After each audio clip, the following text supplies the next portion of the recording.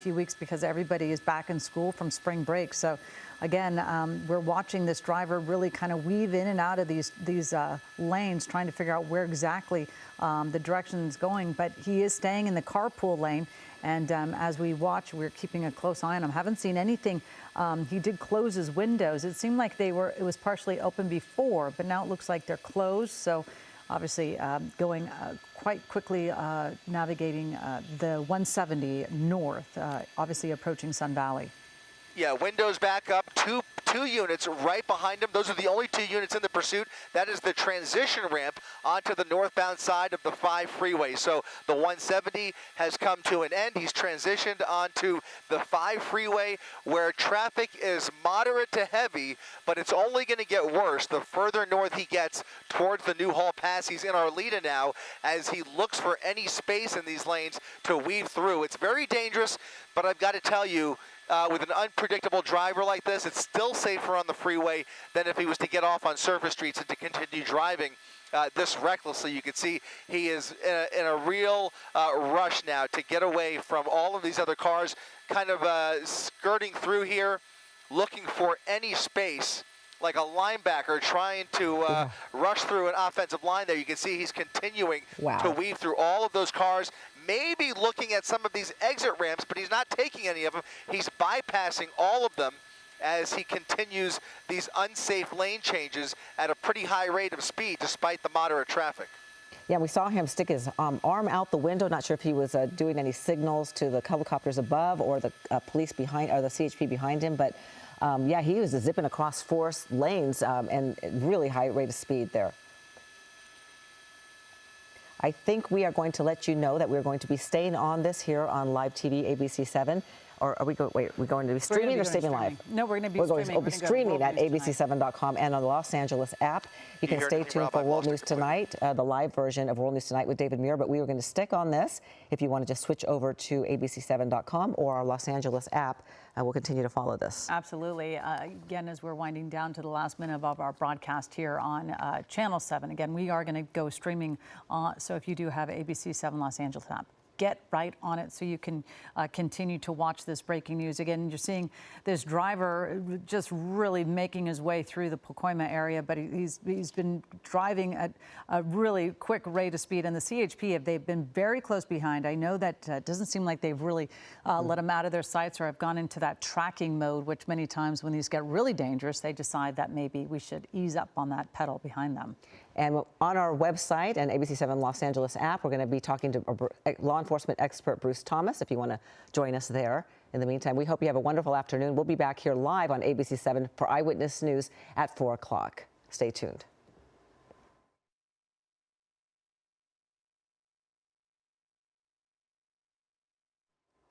All right, you're continuing to watch this breaking news on our streaming platforms. We've been following this car pursuit taking place from the CHP on the 5 North, now in Mission Hills. This car was wanted, the driver was wanted for making an unsafe lane change. And then, of course, that routine traffic stop sort of triggered him to put the pedal to the metal and try to get away from authorities. And this is what we've been seeing, weaving in and out down Ellen and, you know, going really fast and unsafe. Yeah, and then we are also going to be joined right now by our law enforcement expert, Bruce Thomas. And Bruce, you covered a lot of pursuits with us. I can't even count how many you've covered with us. What can you tell us about what you are seeing so far? Well, my understanding is that it was a failure to yield for some unsafe lane change, basically traffic violations. And now what the driver is doing is endangering everybody's life by continuing to drive in a wanton disregard for speeds and lane changes. Ultimately, what we found out in these cases is the driver may just have a suspended license or have some warrants for unpaid traffic tickets. Oh, that would be a shame, to be so nervous to pull over because you're scared about what's going to happen about something. I mean, it's not trivial, but something as minor as parking tickets or expired driver's license. He's in a lot more trouble now. No kidding. But anyway, as you said, Bruce, you do see it happen. And also, we do have Chris Christie. He's overhead in Air 7 HD. He's been following along with us as well.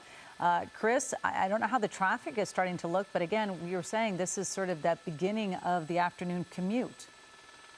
Well, he had a rough patch there for a minute, Colleen, as he made his way past the 118 freeway where it splits, and now you can see where the 5 splits, rather, and now he is on the 5 freeway where traffic has broken through a little bit, really stop-and-go traffic as we make our way further north through the Sylmar area and eventually into the Newhall Pass, which appears to be the direction he's headed in, has passed a number of exits but has not gotten off at any of them, just using whatever space he can on the freeway to try and squeeze through, splitting lanes, threading the needle, coming very close, a lot of close calls, but from my vantage point has not actually made contact with any of these cars. And with all of this traffic, you can see them applying a little more pressure, trying to stay right behind him and trying to prevent him from getting too far away where they lose a visual. They don't want to lose a visual of the suspect because right now there are no air units handy, from what I could tell, able to call this pursuit from the air. So they're really relying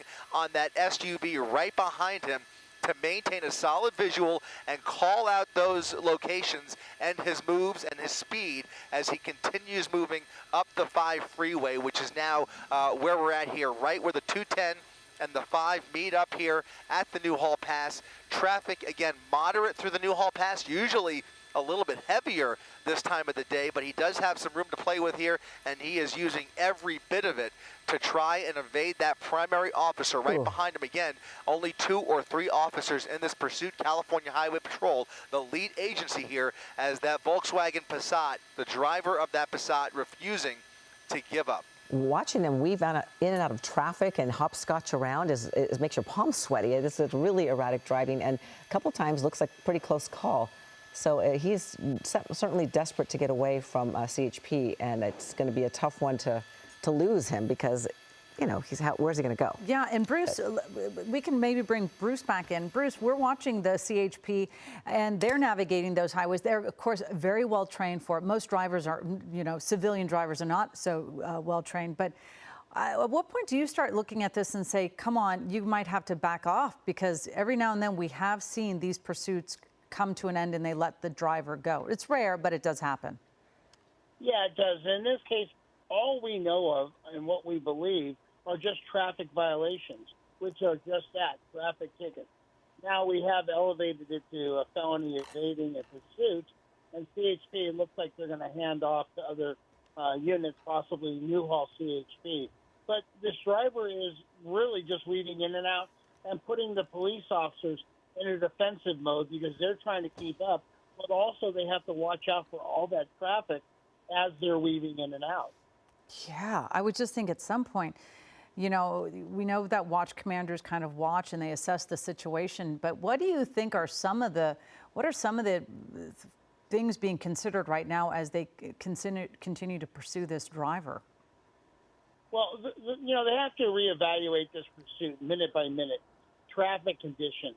What is the reason for the pursuit? How many occupants? And the safety of the public, the officers, and the suspect. So in this case, they know where this vehicle is registered. They may be registered up in the Santa Clarita, Antelope Valley area. So they may just go to the house and may cancel this pursuit, or they may stay with it until they have an airship up overhead. Is that one of the first things they do is run the license to make sure, you know, that car hasn't been reported stolen? Yes, ma'am. That's one of the first things they do is because they're trying to gain information on the vehicle. Is the vehicle wanted for anything of a felony, armed and dangerous, stolen vehicle, you know, wants or warrants. So they're gaining all that information in addition to the registered owner's address. Okay. Yeah, it's stressful though. Boy, watching this pursuit, it is stressful because, you know, the I-5, many of us have traveled along it. You see all these big rigs and trying to, you know, we've seen a few times this driver get very close to a big rig. We know those poor drivers, they cannot stop on a dime. So it's got to be very nerve-wracking for everybody driving this area. Yeah, and, you know, the other thing that we don't really talk about or think, at these speeds, this is a multiple thousand-pound vehicle, which does not stop on a dime, as you said. And it's basically a moving missile.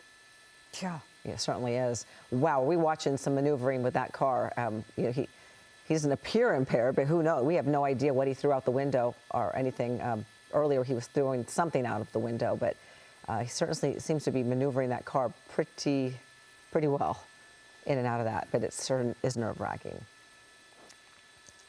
Some more aggressive swerving, guys. If you can hear me, it looks like he has now made his way into the Newhall area, past the Newhall Pass, now committed to the 5 freeway. He did have a key decision point there, whether to get on the 14 or stay in the 5. He has decided to stay on the 5 freeway, now passing Calgrove Boulevard, and again, looking for any inch of freeway to get away here. Something tells me they're going to take this all the way through Santa Clarita, because right now the best tactic, by my estimation, is to just let him use up as much fuel as possible. Pit maneuver, rather, not an option here. Obviously, spike strips aren't going to work on the freeway, but they could certainly put the pressure on and keep him on the freeway and hope that he starts to run low on fuel. Again, we have no idea what that gas tank looked like when all of this started, but the 5 freeway obviously goes all the way up the state, and they have plenty of CHP officers up and down the 5 freeway and plenty of division offices to hand this off if they need to. Again, time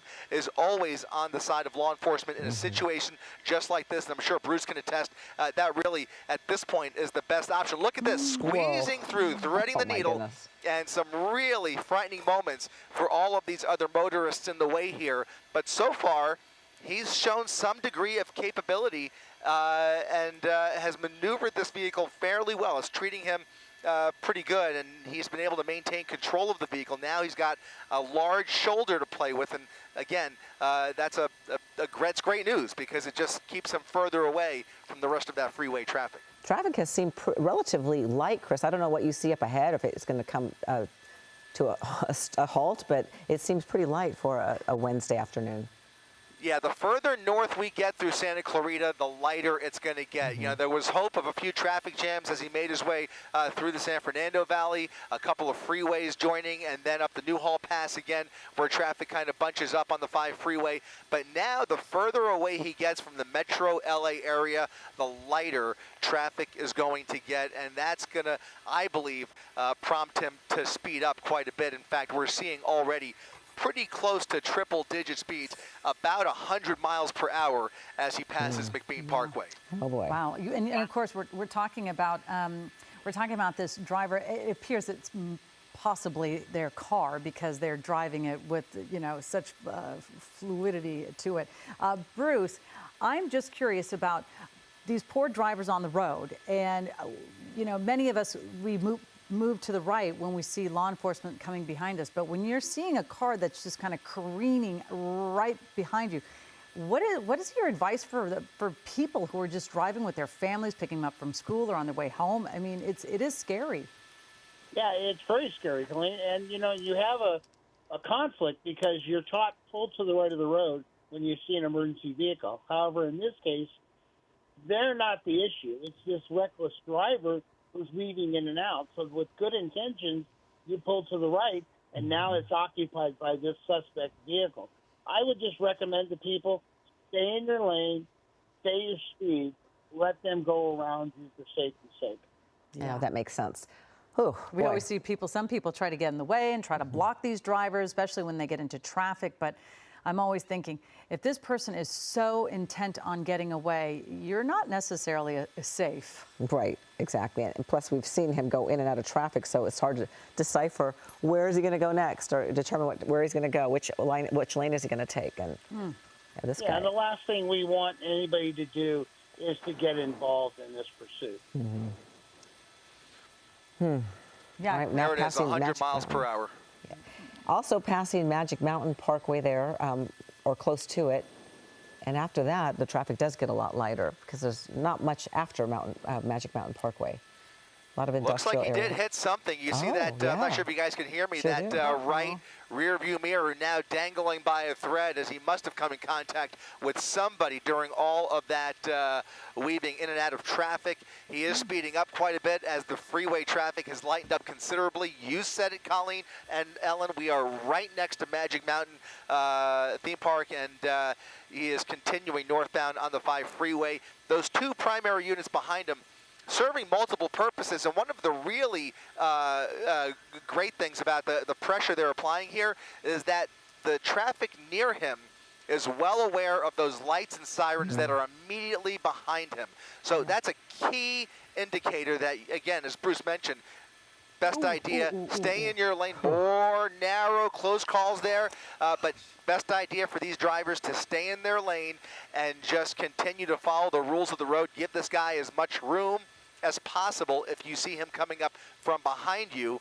That's really the only thing you could hope for, but again, those lights and sirens play a key role in warning all of that traffic up ahead. That danger is coming up from behind, and now you can see he's got all 4 lanes of the 5 freeway to play with here. Yeah, 92 miles an hour, too. Incredible. Yeah, he's hovering between 90 and 100, so I think that's going to be the speed that we maintain here. And of course, if he does maintain that speed, he will exhaust more fuel faster, and that also is good news.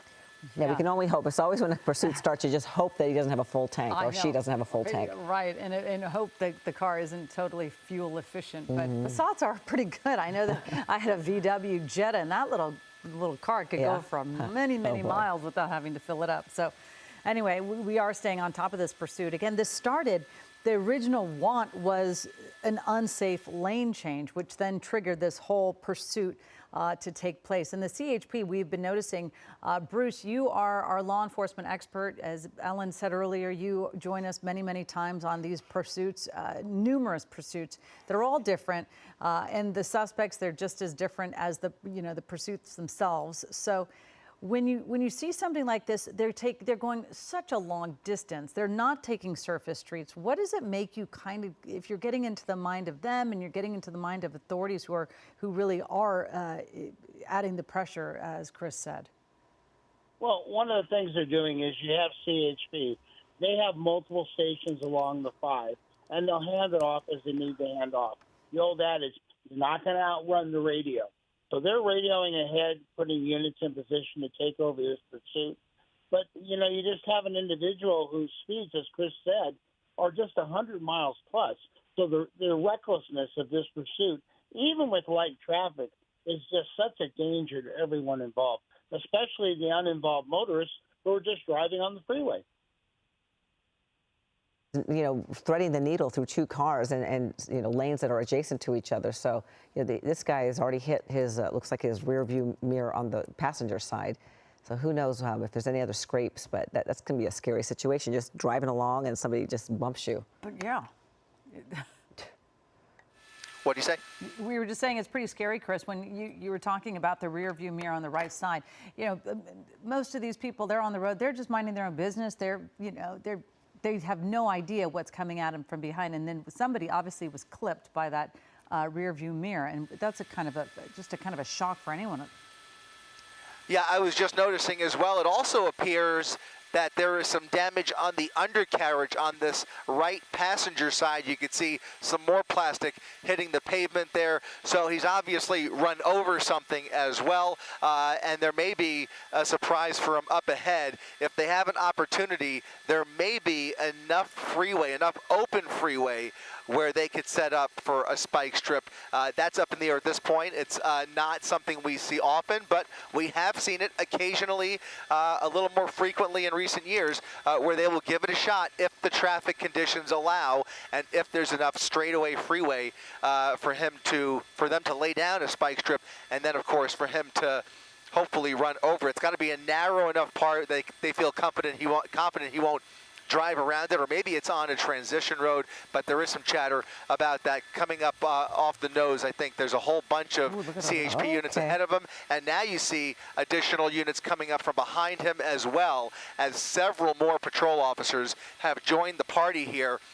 And they are doing so at just the right time, because the further north we get here, the lower the ceiling gets, and that's going to be prohibitive for CHP's helicopter to make their way up here. In fact, at some point, we may run into a wall of clouds that might prevent us from continuing much further. But right now, we're just past Castaic as he continues northbound on the 5 freeway. A few cars on the freeway with him there, lots of trucks, as you can see, but he's got some more pressure now coming up from behind him. Chris, you know, it's always interesting to notice. By the way, I want to correct myself. The side view mirror. I think I said that first too. The rear view mirror. Well, then I copied you. It's my fault. So, you know. Well, anyway, we know it's the side view mirror that is dangling on the right side. But we were just seeing, Chris, can you talk about the CHP? They have a really interesting way. You know, you said, you know, there's 4 of them joining the dance, but it is really a well choreographed. What they do is so well choreographed. I swear I just saw one cruiser fall back, another one go take the lead of the chase. They are obviously extremely well trained, but it is interesting to watch how all these pursuits are different, and you do see it is very well choreographed. That's right. In fact, you noticed a few minutes ago, it was the primary unit that was an SUV behind him. They have since swapped out. There's now a new team behind him. Now that lead unit is that Challenger, Dodge Charger, I should say, right behind him. So as they make their way up the freeway, again, this started on the 101 freeway. That was likely the Central LA division that initiated the pursuit. Not exactly sure where it started, but we picked it up around Hollywood. And then once he got into the San Fernando Valley, their North Hollywood or their West Valley division took over the pursuit. Again, a new team of officers swapping out in a choreographed fashion, as you mentioned, Colleen. And then once again, as we make our way through Santa Clarita and points beyond, they will continue to hand this off. Division office by division, the different stations will continue to take this over, and they will communicate with the various stations up ahead that this pursuit is coming their way, and to be ready if they have the available units and resources to dedicate to the pursuit. Now, sometimes you might have a station that's low on officers. They're busy with other police business, and they may not be able to pick up their pursuit, and then that lead unit will have a decision to make. The watch commander will make the decision, and the supervisors will work together in deciding whether it's worth continuing the pursuit much longer or whether at some point it's worth just giving it up for everybody's safety involved. But in this case, they are dedicating more resources, not less. And the 5 freeway, as I mentioned, goes all the way up the state of California. So they can continue this dance as long as there is fuel left in the tank. And I think this is probably the best bet. As I said a while ago, this is the best case anybody could hope for, is that he stays on the freeway where the collateral damage is minimal, and now he's made his way far up north enough that traffic is so light that the risks are even less, and as long as he stays on the freeway, it'll remain that way. It's once a driver like this that's so aggressive and so reckless gets off the freeway that you really start to, you know, you just shudder at the possibilities of him running into pedestrians or other cross traffic, and you start getting involved with city traffic. Now, being as far north as we are, we have gotten away from a lot of those risks, and it's just basically, you know, hundreds of miles of freeway left in front of him. Well, that is one positive sign, because if he was driving like that through city streets, that would be a very, very dangerous, whole different story pursuit. But this is a little bit milder version, thank goodness, of regular freeways. You don't see a lot of traffic, and it would be really fortuitous if they could do a spike strip of some sort, but we'll just have to watch and see what happens. And I don't know how much fog is up in the near the Castaic area, but what's it looking like? It's not ground fog, but there's enough of a cloud ceiling here, especially the higher in altitude we get heading up the Grapevine towards Bakersfield, where they just won't have the option at some point of flying a helicopter up here. It's going to fall again on those ground units to maintain the pursuit. But as far as ground fog, I don't see that being an issue, at least in the near future. Of course, again, the higher we get in elevation, that could change. But as I look off the nose here, it does look like visibility for those ground units should not play a role here. But we are making our way further up the Grapevine, and sure enough, altitude does play a role. And right now, it's pretty much uphill for the next several miles as he continues to push the pedal to the metal. Well, let's check back with our Bruce Thomas. And Bruce, what are your thoughts on if this pursuit will continue, or will they just let it, will they kind of sit back and let the driver just kind of go peacefully if they know who he is? What would be the process? Just backtracking a little bit what you were talking about, the choreography. What they're doing is they're swapping out primary vehicle, as Chris said, to secondary and third vehicles. And that is so the officers don't get tunnel vision. Because typically in a pursuit, the lead vehicle's job is to follow the suspect vehicle. The second unit or a helicopter will call the pursuit, meaning they're giving the ground speed, the direction of travel, the streets, all those conditions and things which a watch commander wants. So at this case, I think they're going to continue this pursuit because there really is not a hazard to the public at this point. Obviously, this driver is now wanted for a misdemeanor hit and run and felony evading and speeds over 100 miles an hour, which are all misdemeanor charges. But in this case, I don't think CHP is going to let this go.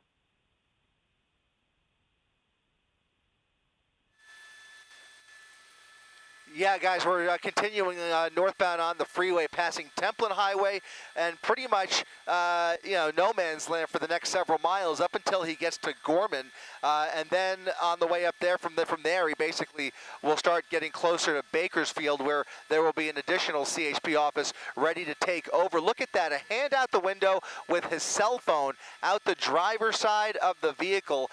Not clear what he's trying to convey there, but once again, continuing for a bulk of this pursuit. Every time we get a close look at him, he's got that cell phone in his hand. He's basically been continuing this chase with one hand on the steering wheel almost the entire time. But again, at some point, or just a moment ago, waving his hand at the driver's side window with that cell phone in the air. Those lead units still right behind him here. The 5 freeway, about 3 or 4 lanes as he makes his way through Gorman here. More units up ahead of him. There's actually an unrelated unit, a possible speed trap actually, that just happens to be there. And look at that. There's the spike. There's the spike, and it looks like it was a miss. Oh, I caught it at the corner of the screen. A very rare, I would say unorthodox. Bruce could correct me, but I think it's maybe once a year lately that we see a spike strip attempt on the freeway, and that was one right there, but it did not look to be successful. And check it out. Oh. CHP coming in with air resources up the Grapevine at low altitude here up the 5 freeway. So more resources, not less, being dedicated to this pursuit. You saw that spike strip. Again, we'll get a better visual of the driver's side here coming up in a little bit to see if there was any contact with that driver's side tire. But from my vantage point, the vehicle appears to be behaving normally, and I don't think he ran over that spike. But a good attempt nonetheless by CHP with those units in front of him.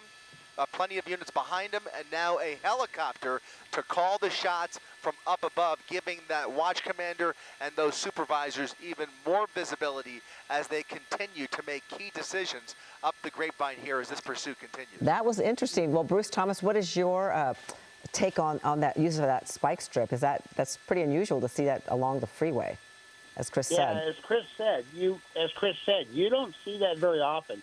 Maybe 1 in 100 pursuits, just because, one, it doesn't present itself because of additional traffic. But in this case, excuse me, all the things came into play. Traffic was light, he was staying in a lane, and CHP was able to deploy that. So, yeah, it's definitely rare, but in this case, a little more aggressive tactic by CHP. Wow. So interesting. It was really interesting, and it was really dramatic to see that CHP helicopter that just kind of go right down, hovering over the freeway. But again, they were probably trying to see it as well. I don't know, Chris, do you think that CHP helicopter was trying to get an idea if the spike strip worked? Is that why they were so close? Or are they we're playing with some consolidated airspace here, so we're pretty high up, but we're about maybe just under 1,000 feet above ground, something like that. And so they are working between us. We're giving them as much room as possible to do what they have to do. But as we make our way further north here, the good news is that ceiling that I was talking about, that low-level cloud layer, has really lifted. And as we look up further north up the 5 freeway, it's really smooth sailing from here. That cloud layer lifts, and there should be plenty of room now for all of these helicopters to do their job. And now CHP continuing to follow from above and on the ground as this chase continues at 90 miles per hour. And you'll start to see that helicopter, I imagine, pick up a little bit, pick up in altitude just a little bit, but again, closing in on 100 miles per hour. Oh boy, and he's still on the uphill, correct? Still going uphill for at least the next several miles. Okay. In fact, I probably even more than that. Probably the next 10 miles are pretty much uphill, right? Okay. Yeah. Yeah, we're thinking about another 10 miles of uphill. Ellen's thinking it's a gas guzzling situation where he's going to suck out all that gas. Yeah, It does, absolutely. Get up that hill. Especially at these speeds. Sure, 100 miles per hour uphill, he's going to run out of fuel much faster than you or I would if we were traveling up the 5 freeway. And so that's, again, only good news. I think you can only say this is the best case scenario that any of these officers could have hoped for. And hopefully the resolution to this pursuit is just as optimal. Here comes another spike strip attempt. Maybe. Does not look like there's, yep. Spikes across. There's the spike. And he might have hit it. Might have hit it. They got to pull it back. Otherwise, that patrol car, yep, he hit it. And it looks like the patrol car went over he hit it it at least. I think the patrol, did he? You'll have to replay that. Looked like it. I think the patrol car might have gone around it, but you can see now clearly that front right wheel heavily affected, immediately going flat. Look at that. Wow, that didn't take long. Didn't take long at all. Didn't take long at all, and now it looks like he's about to be running on empty, at least on that front right and the right rear. Wow. And the right rear. Both the right tires are now running low on air, and they will be flat here in a second. We'll get around the driver's side if it's possible, and we'll try and get a better picture of what's going on that side of the vehicle. Not one, but two separate spike strip attempts on the freeway.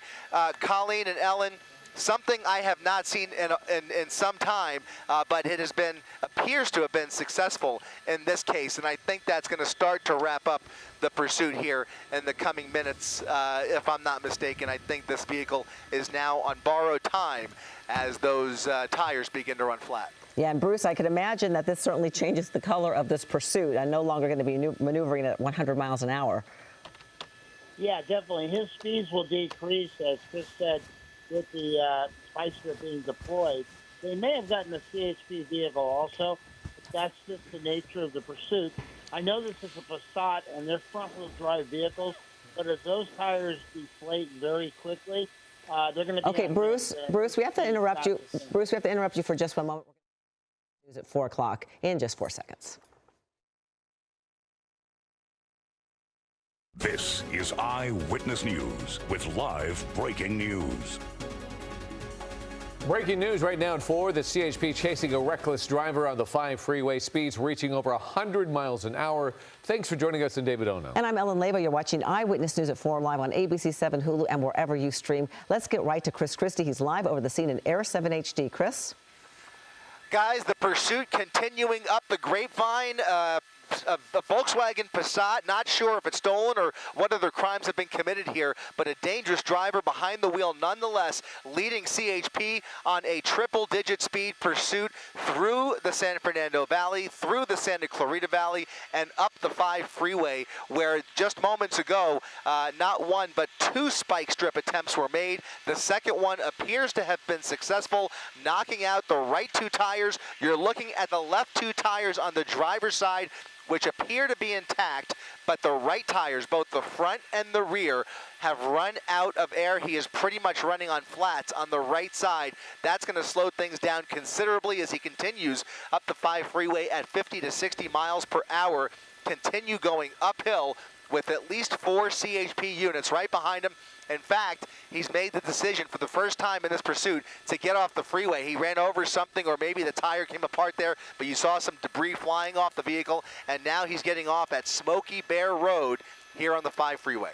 We have a replay now of that spike strip. Oh, a big piece of tire just came. Look at that. The whole tread's coming off. It sure did. He's going to have the a pit. Oh, There's the pit. maneuver. There's the pit. Spinning the vehicle Underneath the out of freeway. control, doing a full 180 underneath the freeway, and those CHP units have come out the other side. The vehicle has now come to a standstill on the underneath the freeway. Looks like those officers are getting ready for a confrontation here. He may have gone for a run. He may have gotten out of the vehicle in a foot pursuit. This is going to be a foot pursuit onto the freeway. He's climbing up the embankment. Oh, no. He's trying to boy. get on the freeway, guys, northbound side of the 5 freeway. Some trucks coming up there, and now he's in traffic. Northbound side of the 5 freeway, the foot chase is going to stop there because those officers will not chase him across the freeway over the divider. More oncoming traffic here, and this is so dangerous as he comes out the other side. They will be there to meet him on the other side, but they could, look at that, the K9 unit starting to cross the freeway, turning around there. They will get units on the other side of the freeway within seconds here, and hopefully he will just run out of steam here. Certainly the vehicle gave up on him. You saw the tires come apart, the full tire flying off the vehicle, and then that successful pit maneuver underneath the freeway. He immediately jumped out of the vehicle, went for a run over all of the northbound and southbound lanes of the freeway, and he is now trying to hitchhike his way out of this situation. Wow. Yeah, I was wondering what he was doing because the CHP is just on the other side of the freeway. He looked like he was running towards them, but yeah, he's trying to hail a car of some sort, staying on the freeway, which we have seen some horrible things happen on the freeway in the past. You cannot underestimate the speed of these cars, but he's now in the middle. Maybe that's, oh, okay, so he's doubling Going back over the divider back. again, back on the northbound side. Oh, dear. Look at this, trying to carjack a vehicle. Oh, boy. He's trying to carjack other cars on the freeway. They're going to have to get more aggressive here if he continues this kind of behavior. But now he is trying to carjack these cars on the freeway. Oh, my goodness. And they're at a standstill, which is not helping matters. He's just looking for an unlocked door. He's looking for any unlocked door to try and get out of the situation, but they are going to close in on him here pretty soon. I can't imagine that they're that far back. I don't want to lose him here. We're going to stay pretty tight, but I'm trying to look to see where it looks like he's trying to go down the embankment off the freeway, now going down below, and they should be able to meet him. He's going back where the vehicle is, and there should be officers down there. I don't see them, but you would imagine that there are more officers underneath the freeway, One patrol and there's car there. one of them. Okay, we got someone behind him and then someone down on the ground, too. He might be hiding under the freeway, up the embankment. You know, there's those nooks and crannies up there, as opposed to running down on the street. But there is a unit moving pretty quickly. Oh, there he is. Oh, he's surrendering. There he is. Yep. Up in the air. Right, David, there were so many hiding spots under these overpasses to hide out, but it looks like he's come out the west side of the 5 freeway. He's now being confronted with a taser with his hands in the air. He's on his knees, not exactly complying, but here he goes, now about to be proned out on the roadway down below, underneath the 5 freeway, still resisting. 4 officers on top of him, and it looks like he is going to be subdued here as that K9 unit is barking very loudly and very aggressively. You can see this has now come to an end, and thankfully, nobody hurt after what could have turned into a very dangerous situation. Somebody so desperate that they were even trying to carjack innocent motorists on a Wednesday afternoon here. Fortunately, couldn't find an unlocked door. He gave up on that, and now this foot chase has come to an end. Wow, that came to Thank goodness. A dynamic. It certainly was. At that. Very good work by CHP officers and everybody else. Interesting spike strip. We'll talk about that. I guess we could debrief on that a little bit later on, but we have a lot of news to get to. But Chris, thank you for covering this for us. And we're going to move on to other news now. 2 former Whittier police detectives have been charged with assault in a 2020 shooting that left a man paralyzed. LA County District Attorney George Gascon announcing the charges today. Officials say Nicholas Carrillo was unarmed and running away when he was shot by the 2 detectives. Eyewitness News reporter Carlos Granda has. Mr.